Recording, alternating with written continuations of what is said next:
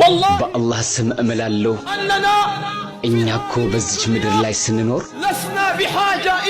ጉዳይ የለንም አላህን በመገናኘት ቢሆን እንጂ ያ ዝምድናውን የሚቆርጥ ሰውዬ አላህ ጋር እንደማይገናኝ ያስባልን? ያ ሰውዬ እኮ ሰዎቹን ሌሊትን ቀን ከወለድ የሚመግብ ከአላህ ጋር አልገናኝም ብሎ ያስባልን? ያ በንግዱ ላይ የሚያታለል ሰውዬ አላህን እገናኘዋለሁ ብሎ አያስብምን? በሰዎች ጉዳይ ላይ የተሾመው ሰውዬና ሐኪሙ ሰዎችን በዙልም የሚያስር ሰውዬ ሰዎችን በዙልም የሚገድል የሰዎችን ቀለብና ገንዘብ የሚሰርቅ በሌሊትም በቀንም አላህ ዘንድ እገናኛለሁ ብሎ አያስብምን?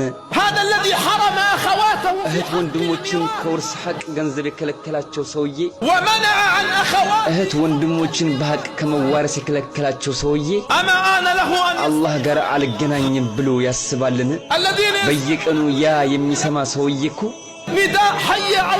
ወደ ሶላት ንቶሎ ነጃ ወደምትወጡበት የሚለውን ለዱንያ ጥሪ ምላሽ ይሰጣሉ፣ ለአላህ ጥሪ ግን ምላሽ አይሰጡም። እነሱ የላቸውምን? አላህ ጋር እንገናኛለን ብለው አይፈሩም? ሰዎች አያውቁምን? ይቺ ቀን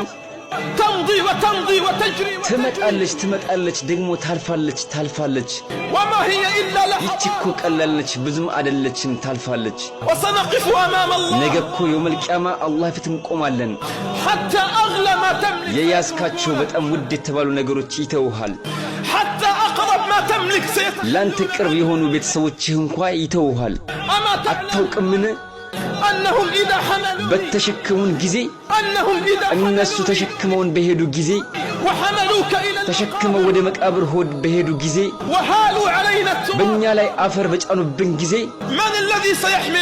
ማንም ይሸክመን የዛን ጊዜ? ወላጅ ነው። ማንም ይሸክመን የዛን ጊዜ? በጣም የቅርብ ጓደኛ ነው። የዛን ጊዜ የሚሸክሙን እኮ ጎረቤታችን፣ ወላጆቻችን፣ ጓደኞቻችን ናቸው። ይሄ መልእክት ከአላህ ነው ለኔም ላንተም። ለኛ እኮ ዱንያ ላይ የሚቀርልን የለም አላህ ቢሆን እንጂ ሰዎችም ቢሆን እንኳ ለኛ ለልባችን ቅርብ የሆኑ ሰዎች ቢሆንም እንኳ አንድ ቀን እኮ በእኛ ላይ አፈር ጭነውብን ጥለውን ይሄዳሉ። ለትንሽ ጊዜ ነው እንጂ እኔም እናንተም ሁላችንም እንረሳቸዋለን። አንድ ቀን፣ ሁለት ቀን፣ 3 ወር፣ 2 ወር ነው እንጂ ሁሉም ሰዎች ይረሱናል፣ አላህ ግን አይረሳንም። ብናኝ ታክል ኸይርን የሰራ ሰው ያችኑ ያገኛታል። ብናኝ ታክል መጥፎ የሰራም ያችኑ ያገኛታል።